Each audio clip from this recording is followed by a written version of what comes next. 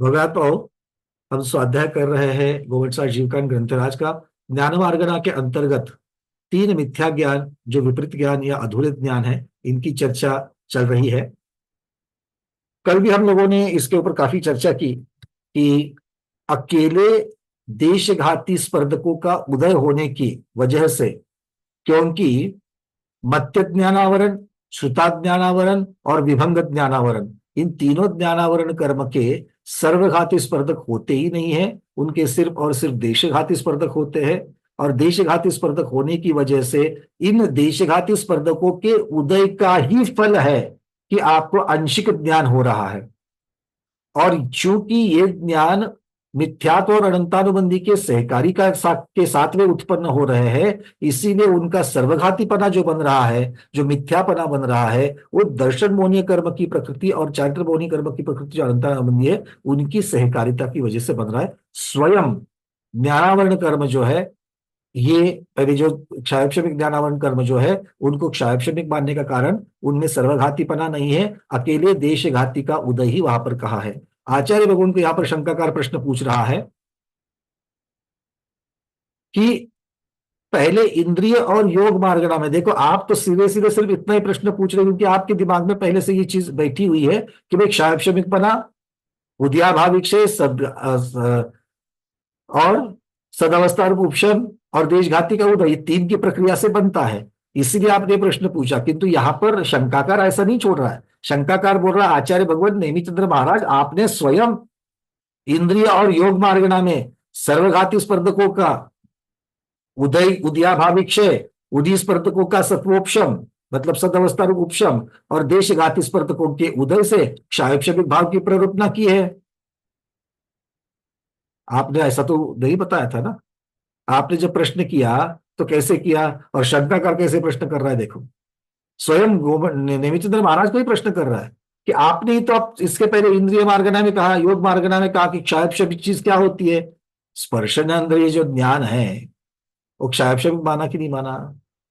अब वो इंद्रिय मार्गना में वगैरह किया है, ये प्रश्न कर रहे हैं, किंतु यहां पर केवल देशघाती स्पर्धकों के उदय मात्र से आप क्षायक्षमिक भाव कह रहे हो। इस प्रकार आपके इस स्ववचन का विरोध नहीं होता है क्या?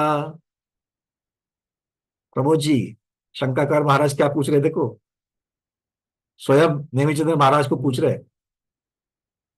और शंकाकार कौन है वहां पर? चामुंड राय जी, वो पूछ रहे हैं। तो यहां पर आचार्य भगवान कहते कि नहीं, ऐसा नहीं होता है, क्योंकि अब शांति से सब लोग सुनना। सर्वघाती स्पर्धकों के उद्याभावी क्षय से संयुक्त, मतलब इसी के साथ देशघाती स्पर्धकों के उदय से ही क्षयक्षमिक भाव मानना इष्ट अगर हो जाए, अगर ऐसा ही होवे कि क्षयक्षमिक भाव बस इसी पद्धति से होते हैं, तो स्पर्शेंद्रिय, काय योग और मति ज्ञान, श्रुत ज्ञान, इनके क्षयक्षमिक भाव प्राप्त नहीं होगा। क्योंकि स्पर्शनेन्द्रियावरण, वीर्यांतराय, मति ज्ञान तथा श्रुत ज्ञान सम्यक की अपेक्षा से भी इनके आवरणों के, मतलब इनको आवृत करने वाले कर्मों के सर्वघाती स्पर्धकों के उदय का सर्वकाल में अभाव है, त्रिकाल में अभाव है। तो जब इन कर्मों के सर्वघाती स्पर्धकों का उदय कभी होता ही नहीं है, तो स्ववचन में विरोध कैसे आवे? प्रश्न समझ में आ गया? मतलब पहले भी जो मार्गणाओं के बारे में जो बता गया है, या जहां जहां पर क्षायक्षमिक का वर्णन प्रचुरता से, मुख्यता से जो किया गया, वो चारित्र मोहनीय कर्म की अपेक्षा, दर्शन मोहनीय कर्म की अपेक्षा से जो वर्णन किया गया था, उसमें उन उन कर्म प्रकृतियों के सर्वघाती स्पर्धक भी होते हैं, देशघाती स्पर्धक भी होते हैं, और इसीलिए वहां पर सर्वघाती स्पर्धकों के उद्याभावी क्षय, सद अवस्था रूप उपशम और देशघाती स्पर्धकों के उदय मात्र से उस प्रक्रिया से क्षयोपशम को माना है। अगर यही प्रक्रिया अकेली एकमेव क्षयोपशमिक भाव की उत्पत्ति के लिए कारण अगर है, ऐसा माना जाए, तो फिर स्पर्शनेन्द्रियावरण कर्म जो है उस स्पर्शनेन्द्रियावरण कर्म का क्षेपशम कैसे मानेंगे? मति ज्ञानावरण कर्म का क्षेपशम कैसे मानेंगे? श्रुत ज्ञानावरण कर्म का क्षेपशम कैसे मानेंगे? वीर्यांतराय कर्म का क्षेपशम कैसे मानेंगे? देखो, आप जब कहते हो कि मैं अभी बलहीन हूं, टेम्परेचर आ गया, बहुत वीकनेस है, बोलते कि नहीं बोलते? बहुत वीकनेस है। बहुत वीकनेस है मतलब क्या है? बल शून्य हो गया है। जो नॉर्मली आपकी ताकत 60% है ऐसा मान करके चलेंगे, जब भी अभी जब हम निरोगी है तब हमारी ताकत एक 60% है ऐसा समझ करके चलते हैं, है ना? 100% ताकत से जब कंपेयर करेंगे तो अभी क्या पूरी की पूरी ताकत है क्या हमारे अंदर? बोलो, है या नहीं है? आपकी ताकत पूछ रहा हूं मैं कैसे बताऊं आपकी कितनी है? मेरी पूरी नहीं है। जो इसके पहले 10 वर्ष पहले मेरे शरीर में जो ताकत थी उतनी ताकत मेरे अंदर अभी नहीं है। सबके है क्या? नहीं है। तो ताकत कम होगी कि नहीं होगी? जब हम मानते हैं कि हमारी पूरे आयु में अगर हम देखा जाए, पूरे भव में देखा जाए, तो सबसे ज्यादा ताकत कब थी? जब यौवन में थे तब। बट जब भी यौवन में थे तब क्या हमारे अंदर इतनी ताकत थी कि जितनी वेट लिफ्टर के अंदर है, जितने मुष्टि योद्धा के अंदर है, बॉक्सर के अंदर है? शारीरिक बल की बात कर रहा हूं मैं। नहीं है। जितना शारीरिक बल वाले के अंदर जितनी ताकत है, क्या उसके अंदर चक्रवर्ती के बल की इतनी ताकत है? तीर्थंकर के इतने बल की ताकत है? नहीं। तो अगर उसके साथ में अगर अपना कंपेयर किया जाए तो अपना जो बल है वो 100% की जगह पर जब हम हाईएस्ट, अपने पूरे भव का हाईएस्ट एक 50-60% मानने के लिए, तो उत्कृष्ट अपना 60% था। और जब बुखार आता है तब वही 60% कितना हो जाता है? 10%, 20%। बिल्कुल बेड रिडन है, उठने के लिए भी नहीं हो रहा है। इसका अर्थ क्या हो गया? जब भी हम कहते हैं कि मुझ में शक्ति नहीं है, उठने की भी शक्ति नहीं है, तो हमारी शक्ति शून्य हो जाती है या कुछ थोड़ी रहती है? आंशिक रहती है। तो हमारी शक्ति आंशिक है और आंशिक ही रहती है। अगर वीर्यांतराय कर्म के सर्वघाती स्पर्धक होते, जिसकी वजह से हमको वीकनेस आ रहा है, अगर उसके सर्वघाती स्पर्धक होते तो शक्ति शून्य हो जाती। अरे उंगली तक नहीं हिला सकते। शक्ति शून्य मतलब पड़े पड़े अपने आंखों की जो ये पलके है वो पलके भी झपका झपका नहीं सकते, उसे शून्य ताकत कहेंगे। होता है ऐसे? इतने बेरिडन हो, इतने बेरिडन हो कि पलके भी नहीं झपका सकते, ऐसा तो नहीं होता है। शून्य ताकत हो रही। भाई बातें समझ में आ रही कि नहीं आ रही है? तो वीर्यांतराय कर्म का जब उदय जब चल रहा है वहां पर, वो क्या है? उसमें सर्वघातीपना तो होता ही नहीं है। अंतराय कर्म, ज्ञानावरण कर्म की 4 प्रकृतियां, दर्शनावरण कर्म की कुछ प्रकृतियां, 3 प्रकृतियां, ये सब में सर्वघाती स्पर्धक तीनों काल में नहीं होते, आचार्य भगवान कह रहे हैं। तो जो होते ही नहीं है, तीनों कालों में नहीं होते, उनका उदयाभावी क्षय होगा क्या? जो है ही नहीं सर्वघाती, क्योंकि उदयाभावी क्षय में सर्वघाती को उदय में आते वक्त शक्ति को क्षीण करते हैं। धनुष बाण का अपना उदाहरण लीजिए सामने। तो जो सर्वघाती पना ही नहीं है, जो धनुष की प्रत्यंजा खींची ही नहीं गई है, उसकी शक्ति क्या निकालोगे? और जब वो सर्वघाती पना है ही नहीं है, सर्वघाती स्पर्धक है ही नहीं है, तो सदावस्था उपशम किसका करोगे? क्योंकि जो अस्तित्व में ही नहीं है वो सत्ता में कैसे रहेंगे? और जो सत्ता में नहीं है उनका सदावस्था उपशम कैसे होगा? बात समझ में आ रही है? क्लियर हो रहा है? अरे हाँ तो कहो, ना तो कहो, कुछ तो कहो। कभी कभी ना मुझे ऐसा लगता है कि मैंने आपसे बहुत ज्यादा लोन लिया है, और वो बार बार बैंक वाला आदमी पूछता है कि नहीं आपने लोन लिया है कि नहीं लिया है, लिया है कि नहीं लिया है, लिया है कि नहीं लिया है। ऐसी भावना हो जाती है अंदर, इतनी बार पूछना पड़ता है ना? जो जो अपने मन में है सीधा बोलना। चर्चा तो चल रही है स्वाध्याय में। खैर, इसीलिए आचार्य भगवान कहते हैं कि जिसका अस्तित्व ही नहीं है, जिसका अस्तित्व ही नहीं है, उसके उदयाभावी क्षय, सद अवस्था रूप उपशम, ये प्रक्रियाएं होगी ही नहीं। ये प्रक्रियाएं हुए नहीं हुए बिना इन प्रक्रिया नहीं हुए बिना भी आपके पास आंशिक ज्ञान, आंशिक ताकत है कि नहीं है, आंशिक दर्शन है कि नहीं है? है। तो वो किसकी वजह से है? चूंकि वो आंशिक है, उसी को क्षायोपशमी कहा गया है, क्योंकि आंशिक और क्षायोपशमिक ये पर्यायवाची है। ठीक है, क्लियर है? आंशिक प्रकटीकरण होना या क्षयोपशम होना, ये पर्यायवाची है। इतना स्पष्ट उत्तर आचार्य भगवत यहां पर दे रहे हैं। आगे स्ववचन विरोध के बारे में जो बात थी वो कह रहे हैं, इसमें कोई स्ववचन विरोध भी नहीं है, क्योंकि इंद्रिय मार्गणा योग मार्गणा में अन्य आचार्यों के व्याख्यान क्रम का ज्ञान कराने के लिए वहां पर वैसा प्ररूपण किया गया है। जैसे मतलब प्रचुरता से जो वर्णन चलता है, तो वो प्रचुरता का वर्णन क्या है ये बताने के लिए क्षयोपशम की क्रिया उद्याभावी क्षय आदि के माध्यम से बताई गई है। नहीं तो इन कर्मों का ये जो आपके साथ में आंशिक ज्ञान और आंशिक ताकत आदि जो आपके पास है, उसका वर्णन उस प्रक्रिया से नहीं किया जा सकता है। ठीक है, क्लियर है? मीनाक्षी दीदी, आपका प्रश्न पूछिए। हमारे अवधि ज्ञानावरण और मन परे ज्ञान का सर्वघाती का उदय होगा क्या? नहीं, क्योंकि सर्वघाती है ही नहीं, तो कैसे उदय होगा? तो हमको क्यों नहीं है? बहुत बढ़िया, ये प्रश्न पूछा गया है कि अवधि ज्ञानावरण और मन पर्यय ज्ञानावरण, इनका तो सर्वघाती है ही नहीं है, तो फिर वो ज्ञान क्यों नहीं हो रहे जैसे मति और श्रुत हो रहे हैं? क्योंकि उनके देशघाती का भी उदय नहीं है। क्योंकि अभी हमें मति ज्ञान और श्रुत ज्ञान क्यों हो रहा है? तो मति और श्रुत ज्ञान आवरण के देशघाती स्पर्धकों का उदय है, इसीलिए ज्ञान हो रहा है। तो जब तक उन ज्ञानावरण कर्म के देशघाती स्पर्धक जब तक उदय में नहीं आते हैं, तब तक आपको वो ज्ञान नहीं हो सकता है। इस पर कल हमारे प्रमोद जी ने मुझे प्रश्न पूछा था, कर्म का काम तो ढकना है, फिर देशघाती स्पर्धक उदय में नहीं है, इसीलिए कर्म ढके हुए हैं, ये तो अर्थ होता है। किंतु ऐसा नहीं है।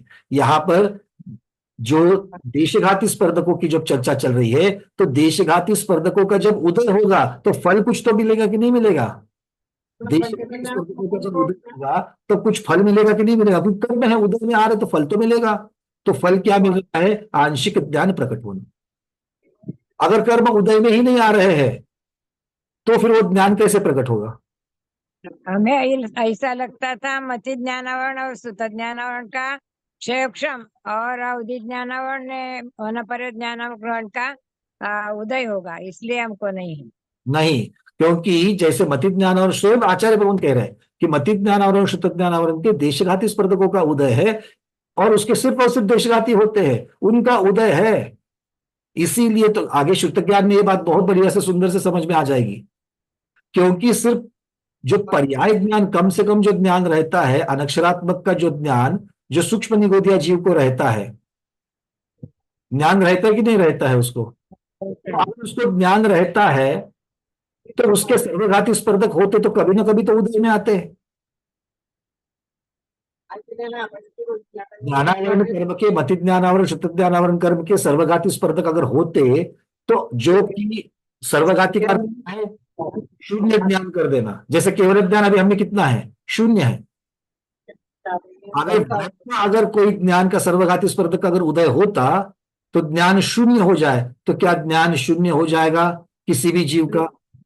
नहीं होगा, जीव का ही अभाव हो जाएगा। इसका अर्थ ही यह है कि हमेशा ज्ञान का आंशिक प्रकटीकरण होगा। फिर ज्ञान का आंशिक प्रकटीकरण होगा तो वो कैसे होगा? उसी प्रक्रिया से होगा, क्योंकि सर्वघाती स्पर्धक तो है ही नहीं है उद्याभावी क्षय और सदवस्था उपशम करने के लिए। तो फिर कैसे? एक ही चीज बचती है, और वो है देशघाती का उदय। मतलब ये स्पष्ट हो गया कि ज्ञानावरण कर्म के पहले चार कर्म जो है, उनके देशघाती कर्म का, देशघाती स्पर्धकों का जब तक उदय नहीं होता है, तब तक वो ज्ञान नहीं हो सकता। क्लियर है? हाँ। अब यहाँ पर बात इतनी उठती है कि अगर वो उदय की वजह से अगर ये ज्ञान होते हैं, तो इनको औदयिक भाव कहना चाहिए था।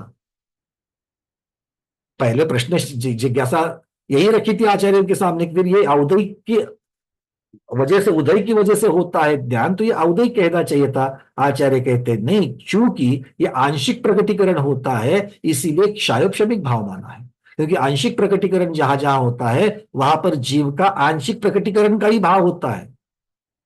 जैसे हमारे मनुष्य गति का उदय है कि नहीं है, तो हमारा गति की अपेक्षा, मनुष्य गति की अपेक्षा से भाव कैसा हो रहा है कि हम मनुष्य है ऐसा पूरा भाव हो रहा है, या आधा अधूरा आंशिक भाव हो रहा है कि हम मनुष्य है, कुछ मनुष्य जैसा लग रहा है, कुछ तिर्यंज के जैसा लग रहा है, कुछ ऐसा होता है क्या?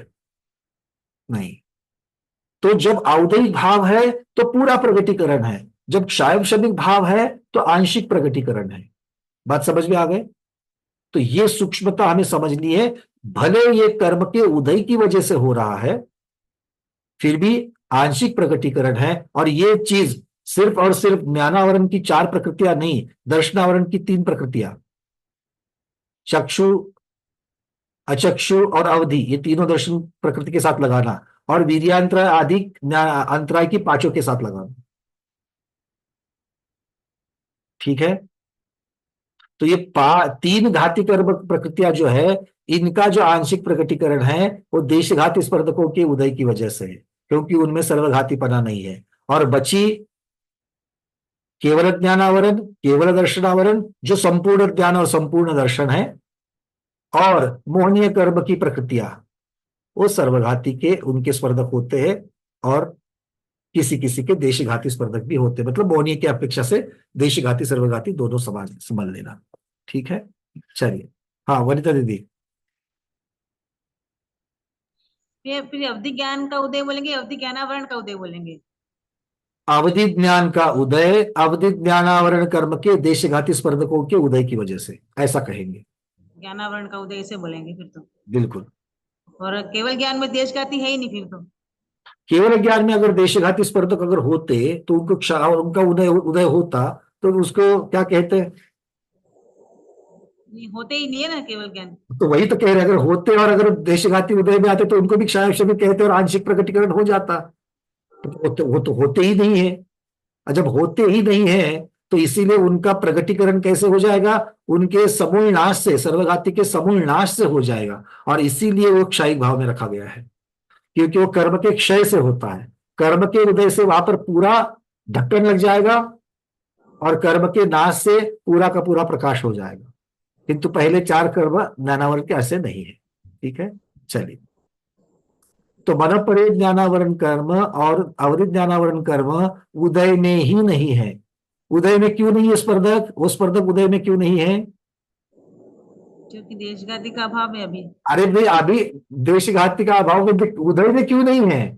क्योंकि उसका बंद आवरण पड़ा हुआ है। करके, उसका अगर बंद हुआ है और अगर उनकी स्थिति अभी उदय की योग्य है, तभी तो उसका उदय होगा। जो चीज है ही नहीं वो कैसे प्रकट हो जाएगी? है ना? आवरण पड़ा हुआ ऐसे बोला जाएगा कि तो। देखो, अवधि ज्ञान आवरण में अगर पड़ा है, आवरण पड़ा हुआ। सुनो, अगर आवरण पड़ा है मतलब कौन सा आवरण है उसका? अवधि ज्ञान का। अवधि ज्ञानावरण और मति ज्ञानावरण, अमन परे ज्ञानावरण, ये 2 ही तो कर्म है आवरण करने के लिए, हाँ, उनके लिए, है ना? और उनके कौन से स्पर्धक है? देशघाती। देशघाती, मतलब बंधेंगे तो भी देशघाती ही बंधेंगे। और अगर देशघाती बंधेंगे तो वो उदय में आएंगे कि नहीं आएंगे अपनी स्थिति के आएंगे। अनुसार? तो आपको यूं कहना पड़ेगा, या तो वो बंधे ही नहीं है, या फिर अगर वो बंधे हैं तो अभी उदय योग्य नहीं है, ठीक। आबादा चल रही है, ऐसा भी हो सकता है किसी जीव के, ठीक। है कि नहीं है? क्योंकि तो भैया जी अगर कोई सुनो, अभव्य प्राणी तो उसके। इसको थोड़ा सा पूर्ण कर लूं। अभी हम लोग कुछ काल के बाद में देवगति जाएंगे, हाँ या ना? हाँ। बहुत कुछ थोड़ा सा समय बचा हुआ है मनुष्य आयु का। देव आयु के सामने देखा जाए तो मनुष्य आयु को थोड़ा सा समय बचा है कि जी नहीं? जी हाँ। जी। पहले एक बार मन को बताना पड़ता है रोज उठ करके, थोड़ा बचा है, थोड़ा बचा है, थोड़ा बचा है, इसलिए बार बार दोहरा हो, चलो थोड़ा बचा है।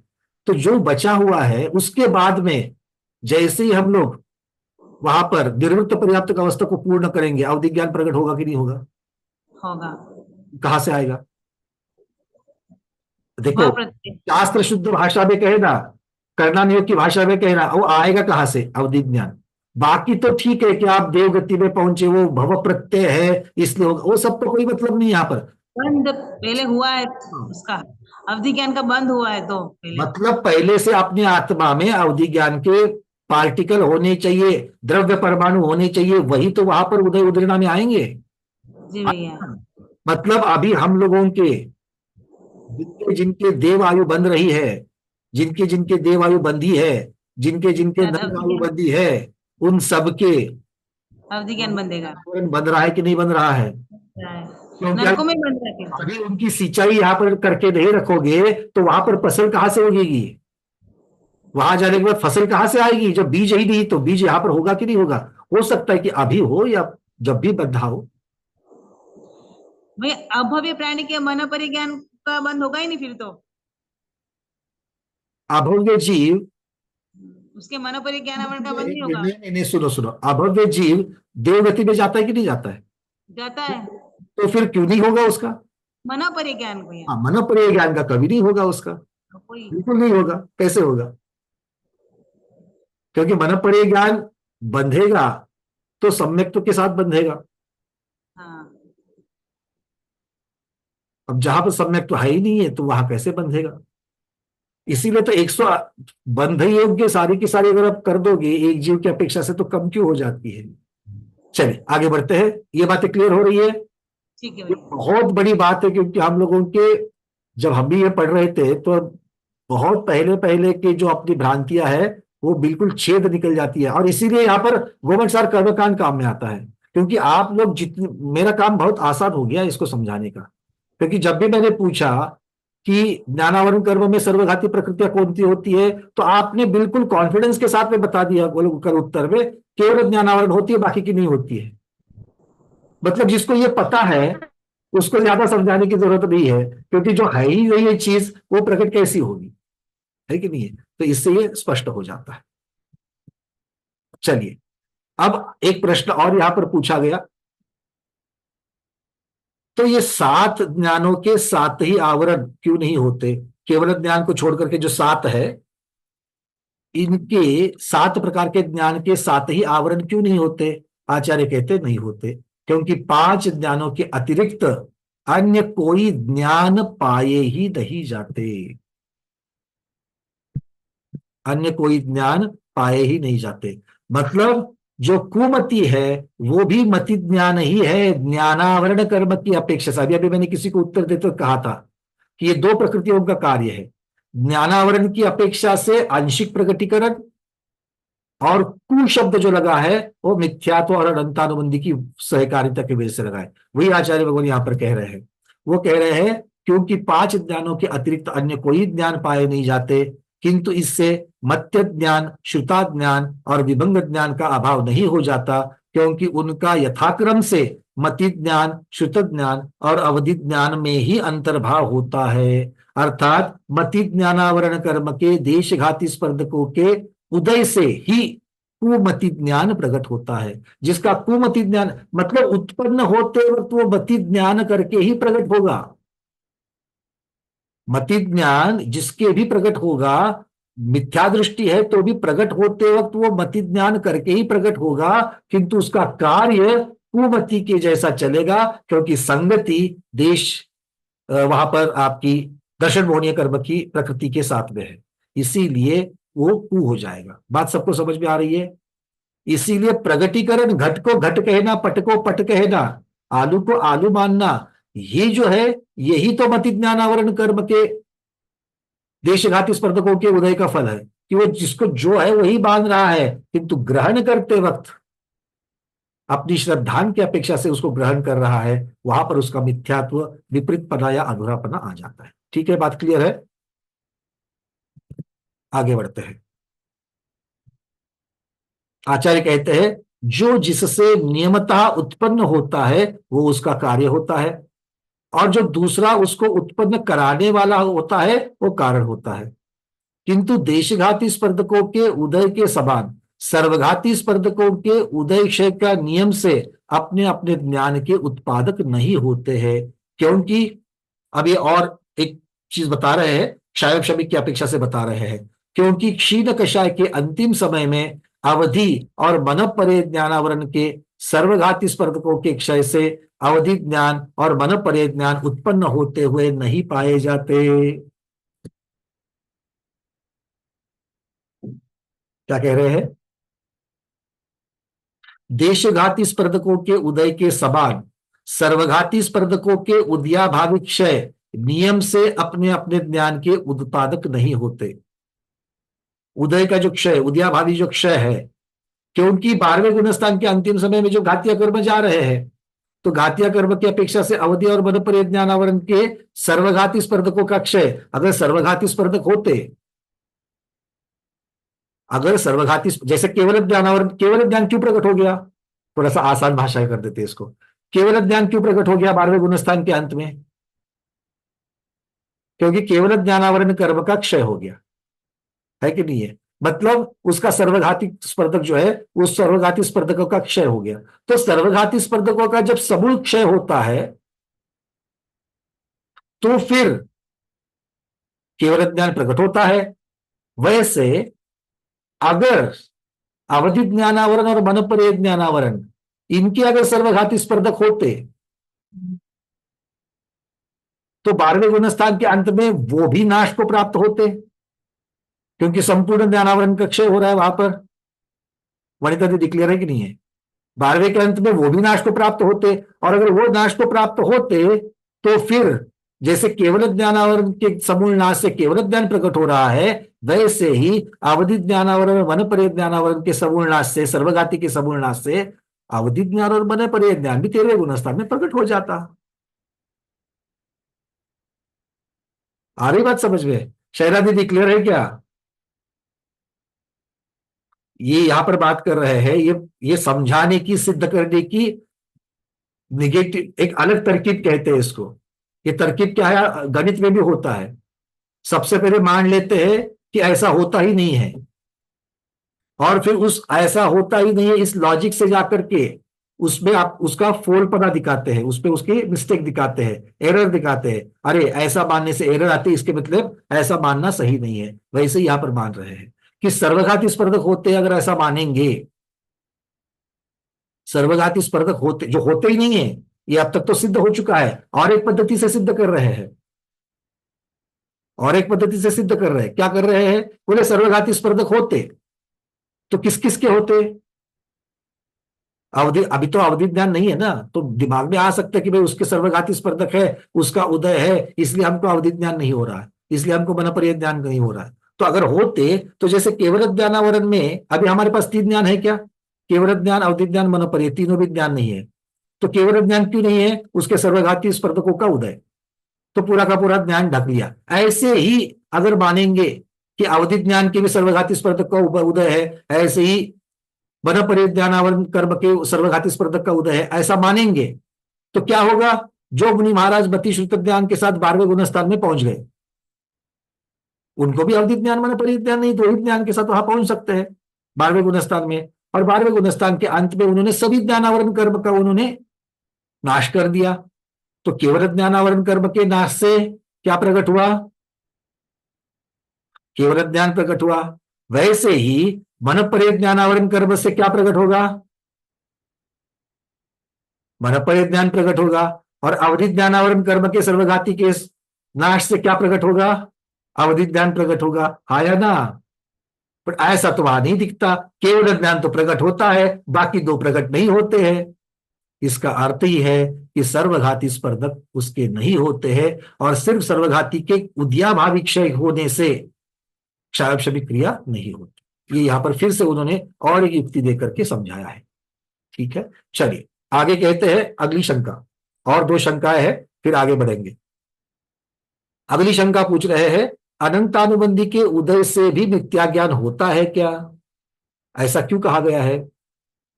मात्र मिथ्यात्व कहते तो पर्याप्त था, क्योंकि मिथ्यात्व के उदय जब होता है तो जीव को विपरीत ज्ञान होता है, तो अकेले मिथ्यात्व कहने से काम चल जाता। आपने अनंतानुबंधी भी क्यों कहा? और जो मिथ्यात्व जिसके पास है, उसके पास अनंतानुबंधी होती ही होती है। प्रश्न समझ में आ गया? भाई आप जो विपरीतपना मान रहे हो, सम्यक ज्ञान मति शुद्ध अवधि में मिथ्यापना जो मान रहे हो, वो दर्शन मोहनी के मतलब मिथ्यात्व की और अनंतानुबंधी, ये 2 के सहकारिता की वजह से मान रहे हो। उसमें से मिथ्यात्व तो समझ में आता है, कि मिथ्यात्व विपरीत करता है। अनंतानुबंधी कहने की क्या जरूरत है, क्योंकि जहां मिथ्यात्व है वहां पर अनंतानुबंधी है ही। तो आप अलग से अनंतानुबंधी का भी क्यों दोष दे रहे हो, वो तो उसी में समाहित हो गई। तो आचार्य भगवान कह रहे हैं सासादन गुणस्थान में मिथ्यात्व का उदय नहीं होता, किंतु सिर्फ और सिर्फ अनंतानुबंधी का होता है। और ऐसी परिस्थिति में भी वहां पर ज्ञान मिथ्या ज्ञान होता है। इस बात को बतलाने के लिए अनंतानुबंधी का उदय भी अज्ञान में कारण है, ऐसा कहा गया है। अगर अकेले मिथ्यात्व को ही अगर आप दोष देते तो प्रश्न उठता सासादन में ज्ञान सम्यक होता है कि मिथ्या होता है, यह प्रश्न उठता कि नहीं उठता। तो उसके लिए उन्होंने अनंतानुबंधी को भी जिम्मेदार ठहराया है, क्योंकि पहले गुणस्थान में मिथ्यात्व और अनंतानुबंधी दोनों जिम्मेदार है, और दूसरे गुणस्थान में अकेली अनंतानुबंधी सम्यक ज्ञान को मिथ्या ज्ञान करने में वहां पर जिम्मेदार है, इस अपेक्षा से। चलिए, विपरीत अभिनिवेश को मिथ्यात्व कहते हैं, और वो मिथ्यात्व कहते हैं मतलब विपरीत ज्ञान कहते हैं। वो मिथ्यात्व और अनंतानुबंधी दोनों के निमित्त से उत्पन्न होता है। सासादन गुणस्थान में अनंतानुबंधी का उदय तो पाया जाता है, इसलिए वहां पर दोनों अज्ञान माने गए हैं। एकेंद्रिय में अंतिम प्रश्न पूछ रहे हैं अभी ये, एकेंद्रियों में श्रोत्रेंद्रिय का अभाव होने से शब्द का ज्ञान नहीं हो सकता, इसीलिए श्रुत अज्ञान भी नहीं हो सकता। यहां पर श्रुत अज्ञान, श्रुत शब्द को जो कान से सुना जाता है उसे भी तो श्रुत कहते हैं, है कि नहीं है। नभोवाणी, रेडियो को नभोवाणी और श्रुतवाणी ये दोनों शब्द लगाए गए थे, याद है इसके।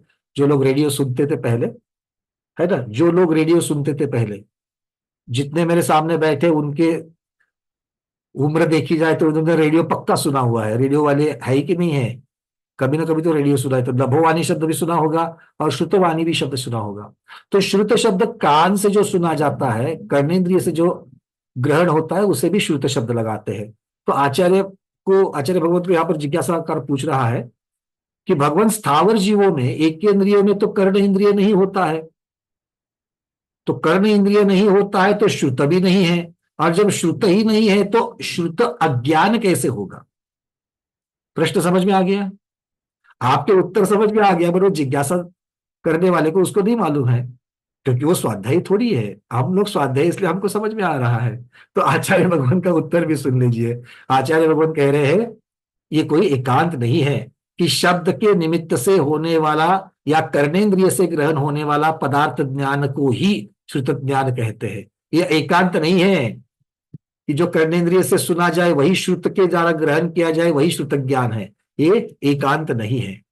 रूप आदि लिंग चिन्ह से जो लिंगी का ज्ञान होता है वो भी श्रुत ज्ञान है। रूप को देख करके ये स्त्री है, ये पुरुष है, ये ज्ञान होता है कि नहीं होता है। तो ये जो चिन्हों को देख करके जो ज्ञान होता है वो भी श्रुत ज्ञान है। अब वो क्या सुन करके हुआ है क्या, ये सुन करके हुआ है, नहीं सुन करके, वो तो देख करके हो गया, है ना। तो रूप को देख करके जो ज्ञान हो रहा है, जैसे मेरे पास दो पेड़ है, एक पेड़ के ऊपर इमली लगी है और दूसरे पेड़ के ऊपर आम लगे हुए हैं। तो मैं जहां आम लगे हुए हैं उसको देख करके, फल को देख करके या पत्तों की साइज देख करके, पत्तों का आकार देख करके मैं उसको आम का पेड़ कहता हूं, हाँ या ना। और इमली के पत्ते जैसे होते हैं, इमली के फल जैसे होते हैं, उसको देख करके मैं उसको इमली का पेड़ कहता हूं। वहां पर मुझे बताने वाला कोई नहीं है, तो मैंने कान से क्या ग्रहण किया, किसी ने मुझे बताया नहीं कि ये इमली का पेड़ है, ये आम का पेड़ है, तो भी मुझे ज्ञान हुआ ही कि नहीं हुआ। इसका अर्थ यह है कि जो कर्ण इंद्रिय से या कर्ण इंद्रिय का विषय है वही श्रुत ज्ञान है, ऐसा एकांत नहीं होता है। जो रूप आदि के चिन्हों के द्वारा भी जो ज्ञान होता है वो भी श्रुत ज्ञान ही कहलाता है, ऐसे आचार्य भगवान कहते हैं। और इसीलिए एकेंद्रियों में श्रुत ज्ञान है, इसीलिए श्रुत अज्ञान भी है, क्योंकि उनके मिथ्यात्व और अनंतानुबंधी पाई जाती है, इसलिए उन दोनों की सहकारिता की वजह से वो शुद्ध ज्ञान शुद्ध अज्ञान हो जाता है। अब वहां पर शुद्ध अज्ञान किसकी अपेक्षा से कहा जाएगा, विपरीतता की अपेक्षा से ही कहा जाए ये जरूरी नहीं है, अधूरेपन की अपेक्षा, अज्ञान की अपेक्षा से भी हो जाएगा। उनको जिनवानी का नाम उधर है क्या? जिनवानी उनको समझ में आ सकती है क्या? जिनको नहीं, है ना? तो असंगी जीवों को तो जिनवानी सुनने समझ में ही नहीं आती है। तो जिनको जिनवानी समझ में नहीं आती है उनको तत्वों का ज्ञान वगैरह कुछ होगा क्या? नहीं। शुद्ध का अर्थ समझना ऐसा नहीं है। शुद्ध का अर्थ ज्ञान, हाँ जानना ये कहिए। समझना शब्द जहां पर भी नहीं आता है वहां पर और अर्थ थोड़ा सा और बदल जाता है। जानना ये भी समझ सकते हैं, शुद्ध ज्ञान को जानना भी एक हम पर्याय में कह सकते हैं। वैसे भी वनस्पति कायिकों में हित में प्रवृत्ति और अहित में निवृत्ति देखी जाती है। दिखती है ऐसी स्थावर जीवों में, वनस्पति कायिकों में दिखती है क्या? अपने हित के जैसा करते हैं और जो अहित में है वो नहीं करते। ऐसा कोई उदाहरण याद आ रहा है क्या? वनस्पति अपने हित का कर रहे हैं, अहित का नहीं कर रहे हैं। जैसे अकाल, वर्षों तक अकाल पड़ने के बाद किसान का बेटा क्या डिसीजन लेता है? पिताजी मैं अब खेती नहीं करूंगा, अपने एरिया में सूखा ही सूखा पड़ रहा है, इसलिए यहां पर खेती करने के योग्य नहीं है, मैं अब जाकर के शहरों में रोजगार करता हूं। ऐसा बोलकर के वहां से आ आता है। तो उसने अपने हित का निर्णय लिया कि नहीं लिया? वैसे पेड़ पौधे, बारिश नहीं आ रही है, बहुत सूखा पड़ रहा है यहाँ यहाँ उगने की जगह पर, अब मैं यहां से चल करके जाता हूं और पूना में पनपता हूं। पूना में पिछले 8 दिन से लगातार बारिश हो रही है, ऐसा बोलता है क्या? तो हित में प्रवृत्ति और अहित की निवृत्ति ऐसा देखा जाता है क्या? ये आचार्य भगवान यहाँ पर कह रहे हैं कि देखा जाता है। तो आप इसको कैसे बताओगे? हाँ दीपा दीदी बताइए। और ये लाजालू का झाड़ रहता है, वो स्पर्श करे तो सिकुड़ जाता है। और कुछ कुछ वनस्पतियां जमीन में अपने रूट्स फैलाते हैं प्रकाश के उधर, बंद करे तो भी दूसरी जगह से आते हैं ऊपर। बहुत बढ़िया, मतलब और जहां पर सूर्य प्रकाश है, घने घने जंगलों में पेड़ ज्यादा ज्यादा ऊंचे दिखते हैं। क्यों? क्योंकि जितना ऊंचा जाओगे उतना सूर्य प्रकाश मिलेगा, जितना नीचे रहोगे उतना सूर्य प्रकाश नहीं मिलेगा, क्योंकि घना जंगल है, आजू बाजू में पेड़ ही पेड़ है, तो सूर्य प्रकाश वहां तक पहुंचता ही नहीं है। तो ऐसी चीज में अपने हित की बात, मुझे सूर्य प्रकाश चाहिए, ये जो हित की बात है, उस हित की बात की तरफ पेड़ बढ़ते हुए दिखते हैं और ऊंचे ऊंचे पेड़ ऐसे घने जंगलों में पाए जाते हैं। तो ये हित और की ये प्रवृत्ति है और अहित की ये प्रवृत्ति छोड़ देते हैं। हाँ कुछ कुछ बयान जंगल में कषाय के साथ साथ भी वनस्पतियां दिखती है। सामने कीटक आया तो हमारे खाद्य के लिए वो अचानक घाला डालते हैं, समझता भी नहीं। वो जो छिपा के रखने वाली बात है, रंग बदलने की बात है या शांत बैठने की और एकदम से मूवमेंट करके कीटकों को पकड़ने की जो बात है, ये भी उनकी अपने स्वयं के लिए हितकारी है। भले कीटक के लिए ना हो, स्वयं के लिए हितकारी है। दूसरा, कैक्टस देखते हैं आप लोग, जो मरुभूमि में ज्यादातर पाया जाता है, मतलब जहां पर रेगिस्तान आदि होते तो कैक्टस ज्यादा होते, तो उस कैक्टस के जो पत्ते होते हैं वो ज्यादा आर्द्रता वाले होते हैं, उसमें ज्यादा मांसल भाग होता है, अंदर पानी का भाग ज्यादा होता है। ऐसा क्यों है? क्योंकि वहां पर ज्यादा दिनों तक पानी नहीं मिलता है, तो अपने पत्तों में पानी का वो तैयार करके उसको वहां पर स्टोर करते हैं। तो ये भी अपने हित की बात है, मतलब अपना स्वरूप इस प्रकार से उन्होंने बना लिया है जो स्वयं के हितकारी है। तो इस प्रकार की जो प्रवृत्तियां है, वो प्रवृत्तियां हमें वनस्पति कायिकों में दिखाई देती है। इसलिए वनस्पति कायिक को श्रुत ज्ञान नहीं होता ऐसा नहीं बोलना चाहिए। चलो अब, नहीं देखो, जो लोग इतना ही कह रहे हैं, जैसे दीपा दीदी ने भी कहा और रूबी दीदी ने भी अब यहाँ पर लिखा है कि छुई मुई की जो पौधा होता है वो हाथ लगाने से सिकुड़ जाता है, ये मति ज्ञान की बात है, क्योंकि वहां पर स्पर्श वाली बात है। तो वो हित और अहित का वहां पर मैं ज्यादा तवज्जो नहीं दूंगा, जितना कि सूर्य प्रकाश के लिए आगे बढ़ना, या बेल जो होती है वो ऐसे प्रकार से निकल जाती है कि जहां पर उनको पानी आदि मिले, तो इस प्रकार से उनका बढ़ना, ये अपने हित की प्रवृत्ति में देखा, ये कह सकते हैं। नहीं तो स्पर्श करने मात्र से जो मिट जाना आदि जो है छुई मुई का, वो मति ज्ञान की अपेक्षा होगी, स्पर्श होने के बाद वो हो रहा है। ठीक है, इसको मति ज्ञान में रख देते हैं। चलिए, ऐसे बहुत सारे मिलेंगे, आप लोग हाथ तो ऊपर कर रहे हो, ऐसे बहुत सारी चीजें होगी। हाँ दीपा दीदी बोलिए जल्दी से, और उसको बंद कर देते हैं। नहीं, भय भय संज्ञा तो होती होगी ना वनस्पति में भी, तो भय के निमित्त से वो सिकुड़ते होंगे। बिल्कुल, किंतु संज्ञा होने के लिए वहां पर प्रवृत्ति मति ज्ञान द्वारा है, क्योंकि स्पर्श होने के बाद ही वही संज्ञा हो रही है, बिना स्पर्श के नहीं हो रही है। तो यहाँ पर हित और अहित का जो निर्णय लेना है, फ्यूचर के लिए जो निर्णय लेना है, उसकी अपेक्षा से श्रुत ज्ञान की चर्चा कर रहे हैं। क्योंकि मति ज्ञान और श्रुत ज्ञान को अलग कर लो। छुई मुई का स्पर्श होने के बाद, मतलब मति ज्ञान होने के बाद वो सिकुड़ जाती है, तो ये ज्यादातर मति ज्ञान का प्रश्न है। यहाँ पर श्रुत की चर्चा चल रही है, क्योंकि श्रुत अज्ञान और श्रुत ज्ञान के बारे में यहाँ पर प्रकरण चल रहा है। इसीलिए उसको जो सूर्य प्रकाश की अपेक्षा से पानी के तरफ उसके रूट्स का बढ़ना, ये आप कह सकते हो, या फिर जैसे कि मांसल भाग के कैक्टस के मांसल भाग वाले पत्ते होना, ये बिल्कुल कह सकते हैं। ठीक है, क्योंकि उसकी तैयारी वहां पर कोई चीज होने के बाद वो रिएक्ट करे ऐसा नहीं है, वहां पर वो पहले से उस प्रकार की परिस्थिति बनी है, और ऐसी परिस्थिति में क्या निर्णय लेना है खुद को आके लेके जाने के लिए, उस निर्णय की अपेक्षा से शुद्ध ज्ञान कह रहे हैं। ठीक है, चलिए अब इस विषय को थोड़ा सा रोकते हुए, कि आप के बहुत सारे इसके ऊपर प्रश्न आ सकते हैं। ठीक है, नहीं तो ये उसी में चला जाएगा। सबको ये तो क्लियर हो गया कि भाई शुद्ध ज्ञान होता है पेड़ पौधों को, हाँ या ना? हाँ या ना? हाँ, ठीक है। अतीत कैसे अरविंद जी? अतीत शब्द मतलब, अतीत तो भूतकाल को कहते हैं, तो अतीत आप कहाँ से, कुछ रेफरेंस से अतीत पूछ रहे हो, क्या है? अहित, हाँ अहित, अहित। अहित का अर्थ क्या होता है? हित और अहित। अहित मतलब इससे मुझे फायदा नहीं है, इससे मेरा नुकसान होगा। तो जहां पर हित की बात सोच रहे हो, वहीं पर अहित की बात भी आ गई। तो सूर्य प्रकाश मुझे नहीं मिल रहा है, ये मेरे अहित की बात है। मुझे पानी नहीं मिलने वाला है, ये अहित की बात है। तो ये अहित की बात हो रही है, इसीलिए मेरे हित की बात करने के लिए मैं इस प्रकार से बढ़ूंगा। ये उनका निर्णय, ये निर्णय ही शुद्ध ज्ञान का सद्भाव दिखाता है। चलिए आगे बढ़ते हैं।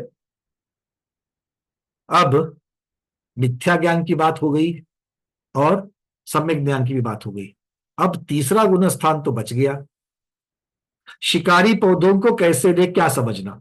शिकारी पौधों में जो इस प्रकार के स्वयं को डेवलप करना, किस प्रकार से कि उनके पत्ते या जो भी उनके भाग है वो मिट सकते हैं, वो मिट सकते हैं, इस प्रकार को खुद को कर लेते हैं। किंतु कब मिट सकते हैं? जो मति ज्ञान से ग्रहण करेंगे तो मिट सकते हैं, इस प्रकार से। हाँ, ऐसी ही प्रवृत्ति के द्वारा अपनी स्वयं की संरचना करना, ये शुद्ध ज्ञान में आएगा। जैसे छुई मुई के साथ भी इस प्रकार से अगर चाहिए तो लगा सकते हो कि भय संज्ञा के कारण, मतलब ये ऐसा स्पर्श ज्ञान होता है तो भय संज्ञा होती है, तो इसीलिए उसकी जड़न गणन जो उसकी संरचना ही इस प्रकार से हुई है, ऐसा रूबी दीदी इसको समझ सकते हैं।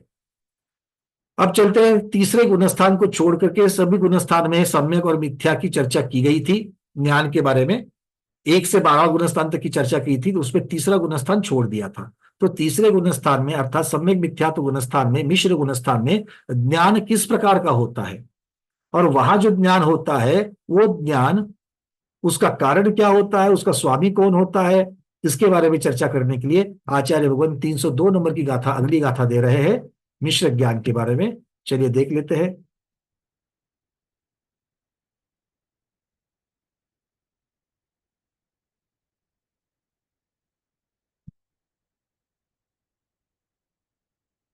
निःशुद्धये सम्मिश्रम् अन्नानतीयेन नानतीयमेव संयम विशेष सहिये मन पज्जवणानमोदिष्ठम्।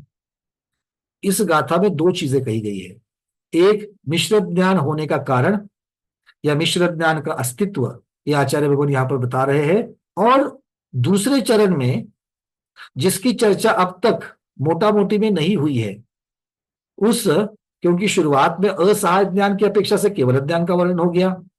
सम्यक मिथ्या में किस किस का प्रकरण हो गया? मति, श्रुत और अवधि का भी हो गया। उसके स्वामी की गुणस्थान की चर्चा हो गई।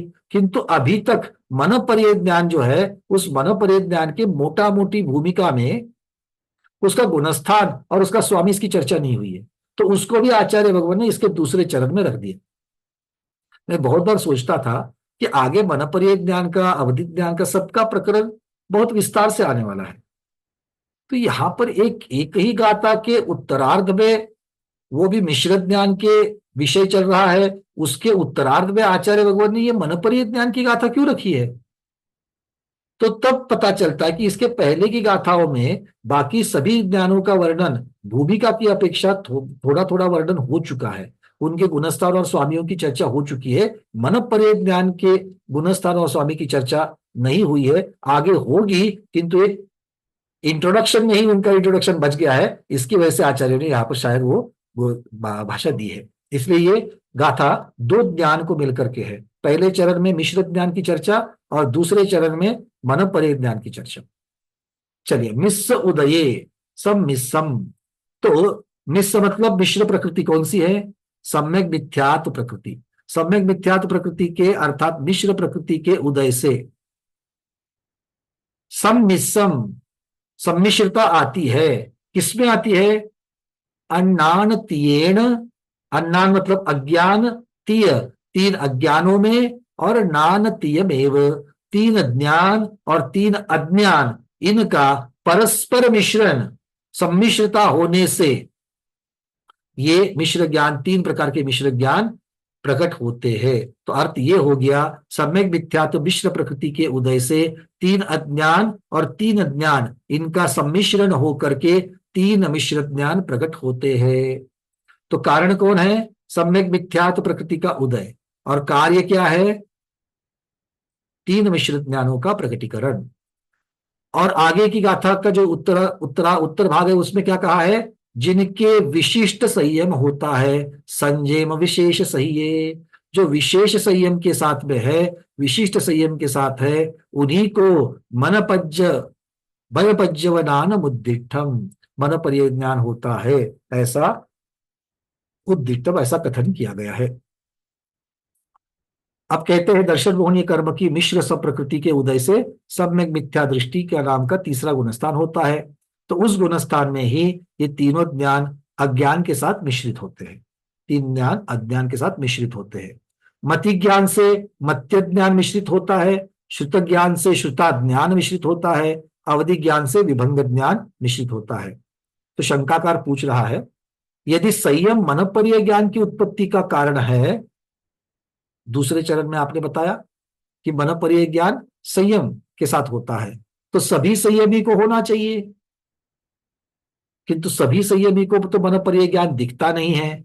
तो आचार्य भगवान कहते हैं, संयम एकमात्र मनोपर्य ज्ञान का कारण नहीं है, संयम मुख्य कारण है, किंतु एकमेव कारण नहीं है। मनोपर्य ज्ञान की उत्पत्ति में अन्य भी कारण है, अतः उन दूसरे हेतुओं के अभाव में समस्त संयतों के मनोपर्य ज्ञान उत्पन्न नहीं हो सकता। अर्थात मनोपर्य ज्ञान उत्पन्न होने के लिए संयम की तो आवश्यकता है, मुख्य आवश्यकता है, किंतु उस एक की ही आवश्यकता है ऐसा नहीं है। तो बाकी भी बहुत सारे कारण हैं, वो जब तक नहीं होते हैं तब तक संयमी को मनोपर्य ज्ञान नहीं होता है। इसीलिए गाथा में संयम विशेष संयम ये पद दिया गया है। विशेष जाति के द्रव्य, विशिष्ट क्षेत्र, अतः विशेष जाति के द्रव्य मतलब क्या है? पुरुष जाति, कर्म भूमिया और मनुष्य गति, मनुष्य आयु, ये जो है ये द्रव्य की अपेक्षा। विशिष्ट क्षेत्र, कर्म भूमिया होना, ये विशिष्ट क्षेत्र है। और विशिष्ट काल, जहां पर मोक्ष खुला रहता है, चतुर्थ काल, इस प्रकार से काल। तो ये सारे अन्य कारण भी होते हैं जिसके बिना सभी संयमियों के मनोपर्य ज्ञान उत्पन्न नहीं होता। मतलब पांचवे काल में मुनि महाराज तो होंगे, संयमी तो होंगे, किंतु वहां पर मनोपर्य ज्ञान नहीं होगा, क्योंकि काल का सहकारिता नहीं है। तो इसी को नीचे चार्ट में बना दिया गया है। मिश्र ज्ञान, कारण और निमित्त मिश्र प्रकृति का उदय, स्वामी मिश्र गुणस्थानवर्ती, और 6 से 12वें गुणस्थानवर्ती महामुनिराज मनोपर्य ज्ञान के स्वामी, तप विशेष के द्वारा वृद्धि रूप विशुद्धता। वृद्धि रूप विशुद्धता बहुत महत्वपूर्ण है, जिनका संयम दिन प्रतिदिन बढ़ते ही जाता है, कम नहीं होता है। अर्थात बाकी साधारण छठे गुणस्थानवर्ती मुनि महाराज का संयम कम ज्यादा होता है। कम हो जाएगा तो अपने समिति गुप्ती के द्वारा वो उसको फिर से ऊपर खींच लेते हैं, किंतु कम होता है। किंतु यहाँ पर वर्धमान चारित्र वाले, ये शब्द उसको लगाया जाता है। वर्धमान चारित्र वाले मतलब आज से अगले पल, अगले समय, अगले काल में चारित्र वर्धमान बढ़ते बढ़ते ही जाएगा। ऐसे महामुनिराज को ही, किन्हीं किन्हीं महामुनिराज को मन परिज्ञान होता है। ये बात यहां पर कह रहे हैं। समझ में आ रही है बातें? चलिए अब यहां से आगे आचार्य भगवान मत्य ज्ञान का लक्षण, श्रुता ज्ञान का लक्षण और विभंग ज्ञान का लक्षण हमें कहने वाले हैं। उसमें से गाथा क्रमांक 303 मत्य ज्ञान का लक्षण। उसके पहले कोई प्रश्न है? हाँ विजयलक्ष्मी दीदी पूछिए, उसके बाद शोभ। मुझे पूछना था कि जो मुनिराज को शायक श्रमिक सम्यक रहता है छठे गुणस्थान में, उनको मन पर यह ज्ञान नहीं होता है क्या? होगा ही, ये नियम नहीं है। हाँ हाँ, होगा हो भी ही, सकता है। हो भी सकता है, किंतु उसके लिए द्रव्य क्षेत्र काल भाव की आवश्यकता है। हाँ वो द्रव्य तो है, लेकिन मैं ऐसा क्षेत्र में क्या होना चाहिए? शायक श्रमिक सम्यक वाले मुनि को मन पर यह ज्ञान हो सकता है, समझो द्रव्य काल क्षेत्र का ये रहा तो भी हो सकता है। क्षायब शमिक की ज्ञान भी क्षायब शमिक है, चारित्र भी क्षायब शमिक है, क्योंकि छठा गुणस्थान ज्ञान की अपेक्षा से भी और मन परिज्ञान क्षायब शमिक ही है, और छठा गुणस्थान चारित्र की अपेक्षा से भी क्षायब शमिक ही है। नहीं नहीं, अगर समझो मन पर ज्ञान शायक श्रमिक तो होगा, समेत शायक समेत को होगा तो 12वें गुणस्थान तक शायक श्रमिक समेत वाला जाएगा नहीं ना। भाई सम्यक तो वाला, क्षायब शमिक सम्यक तो वाला तो है, वो तो नहीं जाएगा, क्योंकि वही हाँ मन परिज्ञान जो है वो मन परिज्ञान तो प्रकट हो गया, किंतु दर्शन मोहनी की अपेक्षा श्रेणी चढ़ते वक्त क्षायिक या उपशम उपशम वाले कर सकते हैं। मन परिज्ञान के साथ में उपशम के साथ भी चढ़ सकते हैं। में चढ़ सकते हैं, लेकिन वो तो 11वें तक ही जाएगा ना, उपशम वाला तो 11वें तक ही जाएगा, तो 12वां बोले तो शायिक समेत वाला 12वें तक जाएगा। वो सिर्फ और सिर्फ 12वें गुणस्थान की अपेक्षा से चर्चा होगी, या हाँ हाँ श्रेणी की अपेक्षा से चर्चा होगी। यहाँ पर मन परिज्ञान का स्वामी कौन है? छठे से 12 वाला है, तो छठे गुणस्थान में भी होता है, इसीलिए छठे को भी रखा है। छठा और सातवां क्षायब शमिक सम्यक के साथ और क्षायब शमिक चारित्र के साथ भी मन परिज्ञान हो सकता है। ठीक है, चलिए प्रबोध जी। ऋषुमती गान तो घटता बढ़ता रहता है, ये भी वृद्धिगत होता है हमेशा। कौन सा? ऋषुमती। इसकी चर्चा आएगी आगे, ये सारे डिटेल्स में आएंगे, आचार्य भगवत स्वयं कहेंगे। रुजुमती छूट भी सकता है, विपुलमती क्या जो अपेक्षा से नहीं छूट।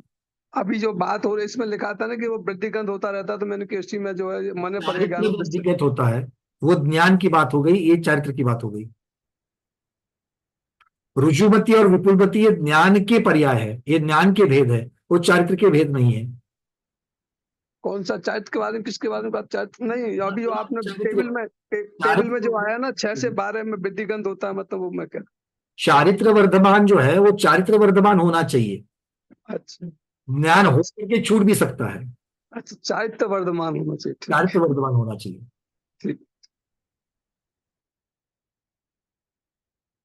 चलिए, तो ये मत्य ज्ञान की जो गाथा है उसको आज ले लेते हैं, 303 नंबर।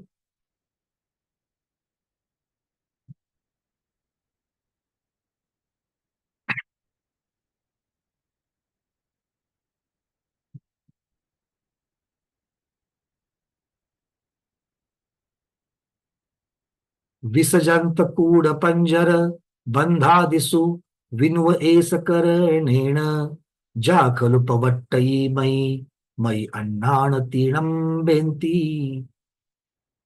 कह रहे हैं विष, विष अर्थात विष, जंत यानी यंत्र, कूड़ अर्थात कूट, पंजर अर्थात पिंजर, बंध अर्थात बंध, आदि सु इत्यादि प्रकार से या इत्यादि विषयों में जो बुद्धि प्रवृत्त होती है, विनुव एस करणेन, इसमें जो बुद्धि प्रवृत्त होती है उसे,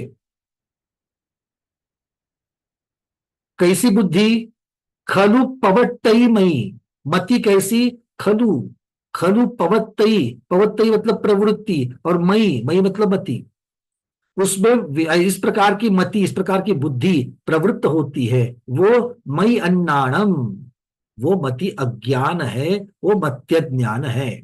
तो विशेष में कहते हैं, अब विष, विष में, विष को बनाने में, बनाने की अनुमोदना देने में, बनाने में कारण होने में, मतलब कृतकारित अनुमोदना से जो विष बना रहा है, विष बनाने के बारे में जिसकी बुद्धि प्रवृत्त हो रही है, विष के प्रयोग की जिसकी बुद्धि प्रवृत्त हो रही है, उसका ज्ञान मति ज्ञान, मति अज्ञान हो जाता है या मत्य ज्ञान हो जाता है, ये आचार्य भगवान कह रहे हैं। तो विष किसे कहते हैं, जिसे खाने से या सूंघने से जीव की हत्या होती है, जीव मर जाता है, उसे विष कहते हैं। विष क्या होता है बताने की जरूरत है क्या, नहीं है। यंत्र क्या होता है, अलग अलग प्रकार के यंत्र होते हैं। तो यहां पर यंत्र किसे कहा गया है, देखिए, जिसके भीतर जाते ही किवाड़ बंद हो जाते हैं, है ना। आज भी बहुत जगह पर जंगली प्राणियों को पकड़ने के लिए इस प्रकार के, मराठी में जिसको सापड़ा बोलते हैं, वो लगाते हैं, है ना। इस प्रकार के आप लोगों ने देखे होंगे। हिंदी में क्या कहते हैं आप इसको, यंत्र तो बहुत परिभाषिक हो गया, मतलब बहुत टेक्निकल लैंग्वेज हो गई। आप क्या कहते, जैसे मराठी में सापड़ा बोलते हैं। हाँ, इंदौर वालों को जरा हिंदी बहुत अच्छी है इनकी। हाँ, मीना विनायक दीदी जरा बता देना। भैया जी पिंजरा, पिंजरा दीदी आगे है, पिंजर इन्होंने जिसको कहा है, वैसे बोली भाषा में पिंजरा भी कहते हैं, सही बात है, किंतु पिंजर शब्द इन्होंने आगे अलग अलग सूक्ष्म भेद किए हैं। जो जाल रहता है ना पंछियों को पकड़ने के लिए, जिसको हम बोली भाषा में जाल कहते हैं, उसको इन्होंने पिंजर कहा है। इसलिए मैं पिंजर शब्द में थोड़ा सा उस अवॉइड कर रहा था, कि टाल रहा था कि वो इसको यहाँ नहीं लेंगे, नहीं तो फिर वो कंफ्यूजन हो जाएगा। चलो, बोली भाषा में पिंजरा कहते हैं, ऐसा मान लेते हैं, ठीक है। तो मराठी वाले जो है वो सापड़ा समझ लेगा, ठीक है। मराठी में दो सापड़ा होते हैं। ये जो इस प्रकार का जो घात लगा करके यंत्र बनाया जाता है, उसको भी सापड़ा कहते हैं, और जो हड्डियों का ढांचा होता है उसको भी सापड़ा कहते हैं। तो आपको शब्द का वाक्य कौन सा है, कैसा उसका उपयोग किया है, वो देख करके उसका अर्थ लगाना होता है। खैर, तो उसे कहा यंत्र। अब अगला है देखिए कूट। अब चूहेदान जो होता है, अब चूहेदान को भी हम लोग मराठी में सापड़ा बोलते हैं, हिंदी में आप पिंजरा ही बोलते हो, है ना। मराठी में हम लोग पिंजरा, चूहे का पिंजरा या चूहेदानी को चूहे का पिंजरा बोलते हैं मराठी में। तो ये यहां पर शब्द उसके लिए कूट लगाया गया है। कूट शब्द संस्कृत की छाया होने की वजह से, प्राकृत और संस्कृत की छाया होने की वजह से ये शब्द ऐसे बने हुए हैं। कूट शब्द मतलब लकड़ी आदि के बने हुए चूहेदान। तो उसमें इस प्रकार से होगा कि चूहा उसके ऊपर तो कुछ खाने के लिए जाएगा, जैसे ही खाने के लिए जाएगा उसके अंदर फंस जाएगा। तो ये चूहेदान कहे जाते हैं। यंत्र में मुख्यतः से दरवाजा जो होता है, वो दरवाजे की मुख्यतः यंत्र में है, और बड़े बड़े प्राणियों की अपेक्षा, और कूट आदि में छोटे छोटे प्राणियों की अपेक्षा से कहा गया है। सभी पर्यायवाची है। तीसरा है पिंजर, जिसमें पक्षी या प्राणी को पकड़ने का जाल होता है। बड़े बड़े हिरण आदि को पकड़ने के भी जाल होते हैं, और पंछियों को पकड़ने के भी जाल होते हैं। तो इस प्रकार के जाल बनावे, जाल बुने, जाल को लगा करके उसमें प्राणियों को पकड़ा जाए, उनको मारा जाए, इस प्रकार की हिंसक प्रवृत्ति जिस बुद्धि की होती है, वो बुद्धि का ज्ञान जो है, वो बुद्धि का ज्ञान मिथ्या मति ज्ञान है, ऐसा आचार्य भगवान कह रहे हैं। अगला है बंद। अब हाथी जैसे को तो आप ना यंत्र में पकड़ सकते हो, ना कूट में पकड़ सकते हो, ना पिंजर में पकड़ सकते हो। तो हाथी को पकड़ने के लिए बड़े बड़े गड्ढे बनाए जाते हैं। गड्ढे के ऊपर एक लकड़ी, जिसके ऊपर हाथी का पांव रखे तो हाथी अंदर गिर सकता है, इस प्रकार की कुछ लकड़ी रहती है। उसके ऊपर घास आदि बिछा करके बिल्कुल ऐसा लगता है जैसे जमीन है, और उसके ऊपर हाथी आते ही, या हाथी का बच्चा भी अगर आ जावे तो वजन से अंदर गिर जाता है। तो इस प्रकार से जो इसे बंद कहा जाता है, ये हाथी आदि को पकड़ने के लिए जो गड्ढे बने जाते हैं, उसको बंद कहा है। मतलब ये सब में देखिए, जीवों को मारने के लिए, बांधने के लिए, पकड़ने के लिए, उनका अपने हेतु प्रयोग लाने के लिए। अब कोई शेर को क्यों पकड़ेगा, दो कारणों से शेर को पकड़ा जाता है। एक तो उसकी हत्या किस लिए की जाती है? नाखून, उसकी चमड़ी, इसका व्यापार कर सके, या फिर उसके जो मूछें होती है, शेर की मूछें, उसका भी बड़ी कीमत मिलती है, ऐसा सुना है। तो इन सब चीजों के लिए उनको मारा जाता है। बाकी पंछियों के लिए, छोटे प्राणियों को मांस के लिए मारा जाता है। तो इस प्रकार की जो प्रवृत्ति है, हाथियों को क्यों मारता है? ये या तो उनके हस्तिदंत निकालने के लिए, या फिर उनको पालतू बना करके उनके पास से ढोने का काम करवाने के लिए, इस प्रकार की चीजें। देखो, इतना बड़ा हाथी फिर भी वो पालतू हो सकता है। अगर वो मर्जी में आए तो साखल 1 मिनट में तोड़ सकता है, बट वो साखल के अंदर बंध जाता है। क्यों? उसके अंदर का जो डर है कि मैं छूट नहीं सकता, मैं बलवान नहीं हूं, मैं छूट नहीं सकता, और ऐसा करके वो आधिपत्य स्वीकारता है, मनुष्य का आधिपत्य स्वीकारता है। जो शेर का, जंगल में रह करके शेर का आधिपत्य स्वीकारता नहीं है, वो मनुष्य का, शेर से बहुत कमजोर है मनुष्य, उस मनुष्य का वो आधिपत्य स्वीकारता है, क्योंकि मनुष्य उसके ऊपर इस प्रकार की बुद्धि का प्रयोग करता है। उसके जो मर्म स्थान होते हैं उसके ऊपर वो आधिपत्य करता है। और ये हाथी कौन है? ये मैं उन हाथियों की बात नहीं कर रहा हूं, मैं ये जो बैठे हुए हाथी है ना, उन हाथियों की बात कर रहा हूं। हम मोक्ष पा सकते कि नहीं पा सकते हैं? कर्मों से आजाद हो सकते कि नहीं हो सकते हैं? फाइनली हम ही तो है जो अपने कर्म का बंधन तोड़ करके मोक्ष को पाएंगे, पर अभी खुद को बलवान महसूस करते कि बलहीन महसूस कर रहे हैं। नहीं रे, नहीं उपवास होगा, अष्टांगिक आ तो रही है, भैया जी इतना तो कहते हैं, फिर भी नहीं होता ही नहीं है। एक आसन करने के लिए जाए एसिडिटी होती है, क्या करे, अब उम्र हो, कितने सारे कारण, कितने सारे कारण। और घर में अगर शादी ब्याह आदि है तो सुबह से जो नाश्ता करते, अरे चाय भी नहीं पिया, नाश्ता भी नहीं, सुबह से 3 बजने को आ गए, अभी तक सुबह से कुछ नहीं किया है, काम करते ही जा रहे, करते ही जा रहे, करते ही जा रहे। क्यों स्वाति दीदी? होता है कि नहीं होता है? अपने आप एक आसन हो जाता है। तो भी तो शाम को एक बार के तो भोजन लेते हो, अपने आप एक आसन हो जाता है। तो वो कैसे, वो कहां से आ गई शक्ति? तो शक्ति हम में ही विद्यमान है, शक्ति हम में ही विद्यमान है। हमेशा मैं गुरु से हमने यही सुना है, आत्मा की शक्ति, उपवास आदि करने की जो शक्ति है वो आत्मा में ही है, शरीर में नहीं है। जो जीव दिन में 3 किलोमीटर 4 किलोमीटर चलो बोलो तो जान पर आ जाता है, इतना एक साथ, और वहां पर पैदल बिना जूते चप्पल के, कहां पर?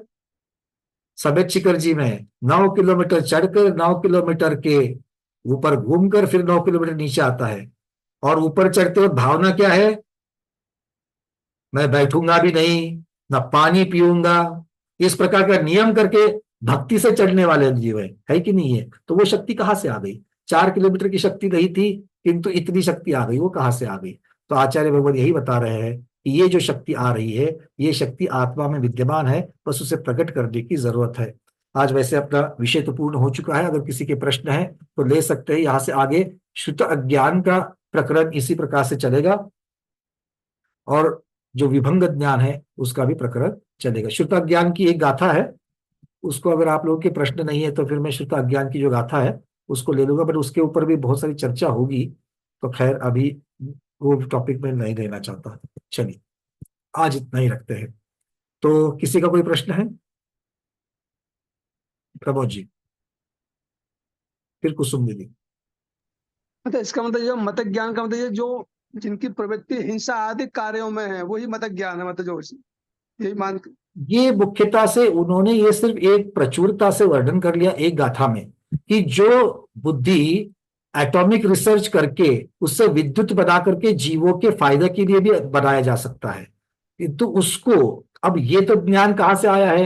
ये तो आगम से ही आया हुआ ज्ञान है, या ये ज्ञान कोई लौकिक मान लीजिएगा, लौकिक की अपेक्षा से उसको मिथ्या कहा गया, बट है तो आगम का ही तो ज्ञान। अगर इसके रूट में चले जाए तो द्रव्य संग्रह में इसके सारे उत्तर मिलते हैं कि एक अणु में कितनी ऊर्जा होती है। तो इस प्रकार से ये जो ज्ञान आपने प्राप्त किया है उसका उपयोग कहाँ लगाओगे? उसका उपयोग अगर आगम विरुद्ध चीजों में लगाओगे तो वो बिल्कुल भी मति अज्ञान हो जाएगा, वो बुद्धि उसमें प्रवृत्त हो रही है, इसलिए ये इस अपेक्षा से मति अज्ञान, क्योंकि मति शब्द जो है इंद्रियों के द्वारा और मन के द्वारा, श्रुत अज्ञान में और बहुत इसका विस्तार हो जाएगा। तो अभी तो इन्होंने सिर्फ इतना ही दिखा कि इस प्रकार की बुद्धि प्रवृत्ति कर लेंगे कि ये विपरीत है, बस इतनी सी बात है। क्योंकि देखो टेम्परेचर, गर्मी को ठंडी और ठंडी को गर्मी तो जनरली कोई नहीं कहेगा, पर वो इस अपेक्षा से जब कहता है कि नहीं रे ज्यादा ठंड नहीं, जैसे परसों भी मैंने उदाहरण दे दिया शॉल का, कि जिसके लिए उपयोग में लाना है वहां पर उसका मुंह अगर आड़े आ जावे तो वो बिल्कुल बोल सकता है, झूठ बोल सकता है कि नहीं नहीं नहीं, इस प्रकार से नहीं। झूठ बोलने वाली बात अलग है, किंतु अंदर से श्रद्धान होकर के आप क्या मानते हो, आप ठंड है या नहीं है, गर्मी है या नहीं है, तो ये जो आप महसूस करके अनुभव करके जो कह रहे हैं उसके बारे में मिथ्यापदा कह रहे हैं। तो आप उस ज्ञान का उपयोग किस प्रकार से कर रहे हो उसकी अपेक्षा से मिथ्यापदा यहां पर बता रहे हैं, ऐसे समझना चाहिए। चलिए, हाँ कुसुम जी। ये जो अपने ये जो एग्जाम्पल दिए आपने, ये किस वजह से दिए? कुज्ञान, मिथ्या ज्ञान, मति अज्ञान के उदाहरण दे दिए। अच्छा, ठीक है, मति अज्ञान मतलब अच्छा। ये बुद्धि ऐसे चीजों में प्रवृत्त होती है, एक उदाहरण देकर के उन्होंने बताया कि ये मति अज्ञान है। चलिए शोभना दीदी।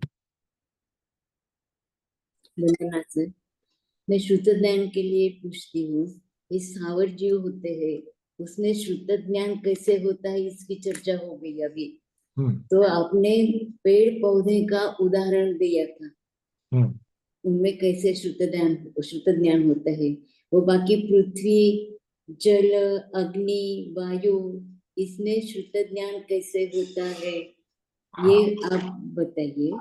ये उनकी श्रुत ज्ञान की व्यक्तता नहीं हो रही है, उनके श्रुत ज्ञान की व्यक्तता नहीं हो रही है कि वो बुद्धिपूर्वक कर रहे हैं कि बुद्धिपूर्वक नहीं कर रहे हैं, इसका अंदाजा हम, क्योंकि बुद्धिपूर्वक उस पर, बुद्धिपूर्वक मतलब कैसे, यहाँ पर बुद्धि मतलब संज्ञा वाला मन वाली बुद्धि की बात नहीं कर रहे हैं। जैसे हित और अहित का जो विवेक वहां पर जिस प्रकार से पाया जाता है, वैसे वायु में हित और अहित का विवेक व्यक्त नहीं हो रहा है, जो होता है किंतु व्यक्त नहीं हो रहा है।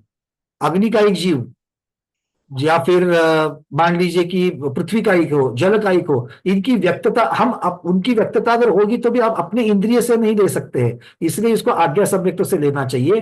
और आचार्य लोगों ने इसीलिए सिर्फ यहाँ पर वनस्पति का ही उल्लेख कर दिया, बाकियों का उल्लेख उन्होंने नहीं किया।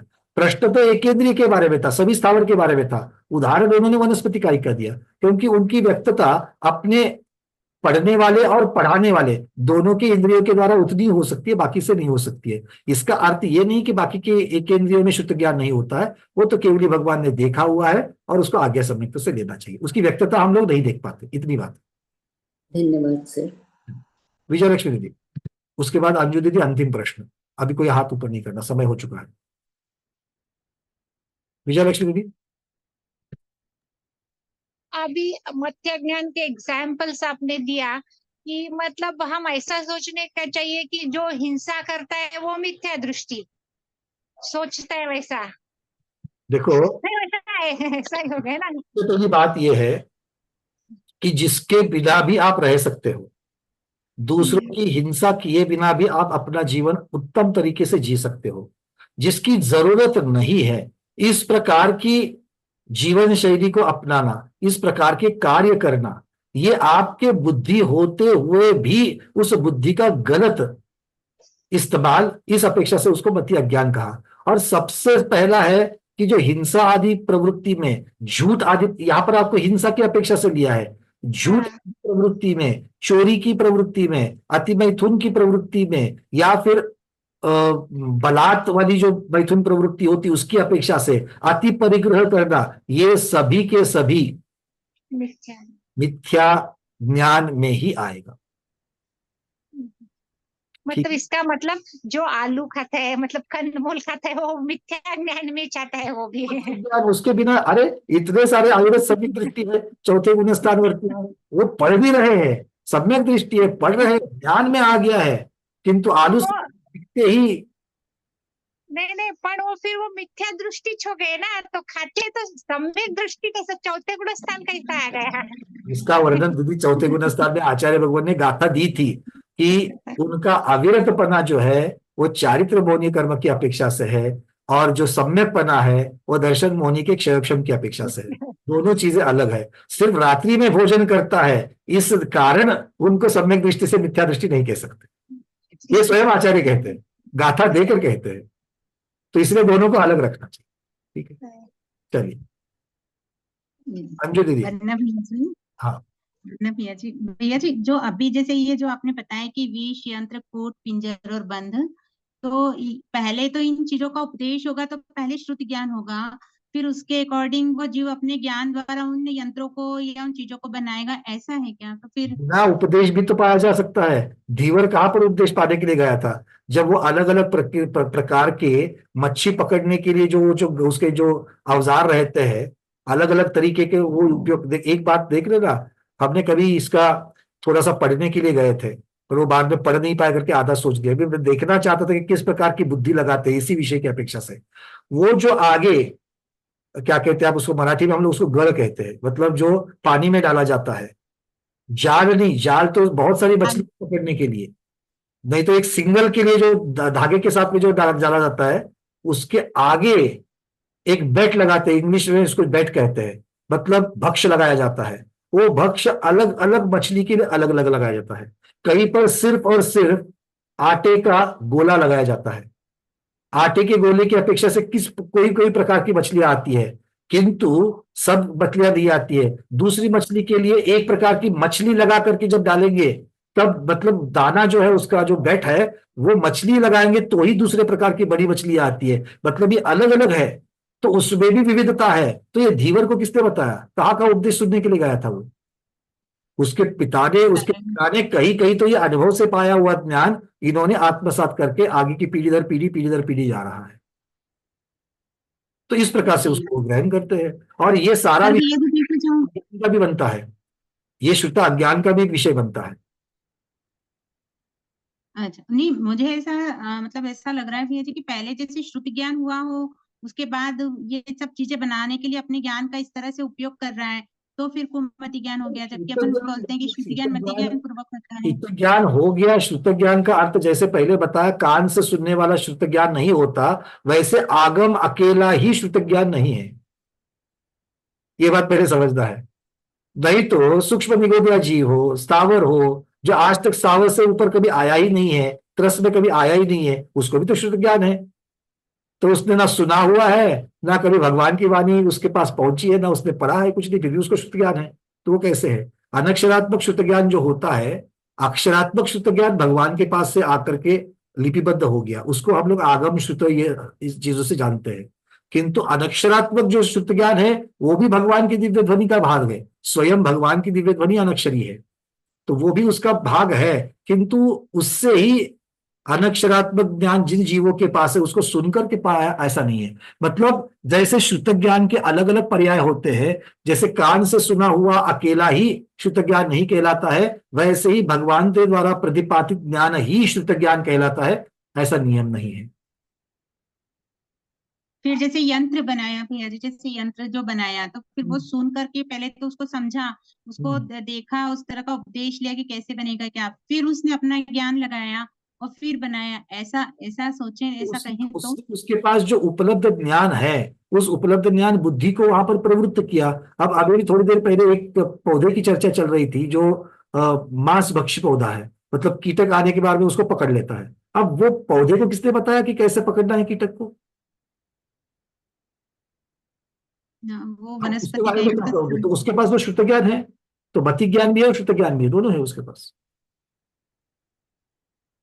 जी, मतलब होगा तो मति ज्ञान पूर्वक ही शुद्ध ज्ञान, वो कुमति और वो उसका कुमति है, इसलिए नहीं कि वो कीटक को पकड़ करके खा रहा है, पर चूंकि वो मिथ्यात्व के साथ में है, इस प्रकार की चीजें नहीं करनी चाहिए। आत्मा के कल्याण वाली बातें जिसको नहीं समझती है वो मिथ्या, इस अपेक्षा से भी मिथ्या की अपेक्षा होती है। नहीं तो वो भी कीटक को कीटक ही मान रहा है, ये कीटक असंख्य जीवों में तो समझ में आ रहा भैया जी कि उनको पूर्व मतलब बिना श्रुत ज्ञान के मतलब कुमति से ही कुछ शुद्ध हो रहा है, लेकिन संघी जीव जो इस तरह के जो परिणाम, जैसे अभी हमने जो 5 उदाहरण देखे हैं, तो ये तो संघी जीवों की बात हुई। हाँ बिल्कुल कोई बिल्कुल। यंत्र बनाना या तो चूहादानी इनके पास पकड़ने का यहाँ वो पर क्या, बनाना। यहाँ पर आप सम्यक की अपेक्षा मतलब जीव हिंसा की अपेक्षा से जो वर्णन है, सम्यक ज्ञान की अपेक्षा से जो वर्णन है, वो सम्यक ज्ञान की अपेक्षा मतलब सम्यक ज्ञान इनके पास है और वो कैसे मिथ्या में कन्वर्ट हो रहा है इसकी अपेक्षा से वर्णन है ये। अच्छा, तो फिर मेरा इनका कहने का पहले मतलब उतना ही है कि अकेला इतना ही शुद्ध ज्ञान या मति अज्ञान होता है ऐसा नहीं है। मति अज्ञान बाकी जीवों के अंदर भी है, जिनको बिना पढ़ाने से भी उनकी बुद्धि, इसलिए शब्द उन्होंने लिखा कि प्रवृत्त हो रही है, वो ये बुद्धि संस्कार प्रवृत्त हो के रही है। कारण से होता है भैया जी? हाँ, मतलब पुराने संस्कार की वजह से होता है, या जो अब मति ये ज्ञान ये इसके इस अंदर तरह की बहुत सारी, इसके अंदर बहुत सारी चीज है कि कोई भी कार्य होने के लिए आभ्यंतर कारण और बाह्य कारण, आभ्यंतर कारण उस पद्धति के चारित्र मोहनीय कर्म का, या फिर उस कौन सी गति में है, कौन सी किस प्रकार के उनके प्रवृत्तियां हो रही है, योग कैसे हो रहा है, और योग होने के लिए, वो प्रवृत्ति होने के लिए किस प्रकार के चारित्र मोहनीय कर्म का उदय हो रहा है, ये सब उसके साथ में मिला जुला है। और फिर बाह्य प्रवृत्तियां किस प्रकार की है। अब देखो वो जो पौधा है जिसकी हम चर्चा कर रहे हैं, मैं पौधे का उदाहरण बार बार क्यों ले रहा हूं, क्योंकि उसमें बहुत क्रिस्टल क्लियर है, वहां पर बुद्धि विद्धि की बातें, उपदेश वगैरह की चीजें ही नहीं, किंतु बहुत क्रिस्टल क्लियर ये है कि वो उपस्थित हो रहा है। तो वो भी देखो 24 घंटा इस प्रकार के घात लगा करके नहीं बैठ रहा है। तो जब उसको जरूरत है, जब उसकी जो आहार संज्ञा हो रही, जब भूख लग रही, तभी उसको पकड़ रहा है। शेर 24 घंटे भाग भाग करके शिकार नहीं करता है, जब भूख लगी है तभी शिकार करता है। बस इस प्रकार से उसको समझ सकते हैं। भैया जी, सूर्यमुखी का जो पौधा होता है वो सूर्य के प्रकाश में मतलब जिधर होता है उस तरफ की ओर पनपता है और उधर की ओर होता है, तो इसको भी कह सकते हैं कि उनको श्रुत ज्ञान है, ऐसा? ये शुद्ध ज्ञान, वो उसकी प्रवृत्ति हो रही है, हित और अहित की प्रवृत्ति उनकी है, तो उस प्रकार से उन्होंने खुद को डाल दिया है, ये शुद्ध का ज्ञान कह सकते हैं। और मति ज्ञान, वो जो सूर्य प्रकाश ग्रहण कर रहे हैं, वो मति ज्ञान हो गया उसका, क्योंकि वो इंद्रियों के द्वारा, स्पर्श इंद्रिय के द्वारा ग्रहण कर रहे हैं। और जंगल में जो कोई कोई वृक्ष ऐसे होते हैं ना, उस वृक्ष का नाम याद नहीं आ रहा भैया जी, मैं देखूंगी, पर वो वृक्ष जैसे उसकी बहुत सारी वो जड़ें वो फैली हुई रहती है, उसकी लताएं, और उन लताओं के जैसे कोई निकल करके ऐसे जाता है या कोई उसको जीव आता है पकड़ते तो वो हैं। तुरंत जकड़ लेता है। हाँ, मांस बख्शी उसको पेड़ कहा जाता है, अमेजोन के जंगलों में वगैरह उसकी ख्याति बहुत है। हाँ, इस प्रकार ये हाँ, सब यानी मतलब वो तो स्थावर में आ गया, वनस्पति का एक में आ गया, आप पौधा को हो या बड़ा पेड़ को हो, बात तो एक ही है। अभी तो वो उसका श्रुत ज्ञान ही बोलेंगे अपन। बिल्कुल, वो शुद्ध ज्ञान और मति ज्ञान दोनों, क्योंकि मति और शुद्ध एक दूसरे को छोड़ करके नहीं होते कभी। मति ज्ञान का विस्तार ही शुद्ध ज्ञान है। अच्छा, फिर जो ये चारों जो संज्ञाएं दी है, आहार, भय, निद्रा और मैथुन, तो ये वनस्पति कायक में विशेषतर पाई जाती है। जैसे मैथुन संज्ञा का भी बताते हैं ना कि बहुत तीव्र होती है पौधों ये में। जरूरत हो जाती है, व्यक्त होती है। हाँ, का वर्णन व्यक्त की अपेक्षा से किया गया है, तिर्यंचों में ये संज्ञाएं व्यक्त होती है। अच्छा, लेकिन इनमें भी जो चारों संज्ञाएं दी, व्यक्त चारों संज्ञाएं दी, वो मति श्रुत होती के है। कारण से है क्या? फिर से कहिए। जो चारों संज्ञाएं वनस्पति कई पौधों को दी हुई है, जीवों को दी हुई है, तो फिर वो इन चार आहार मतलब संज्ञाओं के कारण से ही दी है क्या? नहीं, प्रश्न ही समझाने में, चारों संज्ञा तो हुई। मति ज्ञान श्रुति ज्ञान के कारण से, मतलब ये चारों संज्ञाएं होती है क्या उनमें? नहीं नहीं, संज्ञाओं का कारण तो कर्म है, चारित्र मोहनीय कर्म। भय के लिए भय चारित्र नो कषाय होना चाहिए, आहार के लिए वेदनीय और मोहनीय दोनों होनी चाहिए, जी। मैथुन के लिए वेदनो कर्म वेदनो कषाय होनी चाहिए, परिग्रह के लिए लोभ कषाय होनी चाहिए। अच्छा, और ये तभी होगा जब मति श्रुत संज्ञा के ज्ञान। प्रकरण में देखिए, संज्ञा प्ररूपना में हमने कार्य रूप संज्ञा और उसका कारण रूप कर्म, इनका एक चार्ट बनाया है। तो वहां पर कारण दिए कौन से गुण स्थान तक कौन कौन सी संज्ञाएं चलती है, ये सब कहा था। जी जी जी। ठीक है, जी भैया जी, धन्यवाद भैया। चलिए। तो आज के स्वाध्याय में इतना ही। आज के स्वाध्याय को गुरुओं के श्री चरणों में बारंबार नमोस्तु वंदनामि इच्छाकार करते हुए यहीं पर समापन करते हैं। जैनम जयतु शासनम, जैनम जयतु शासनम, जैनम जयतु शासनम।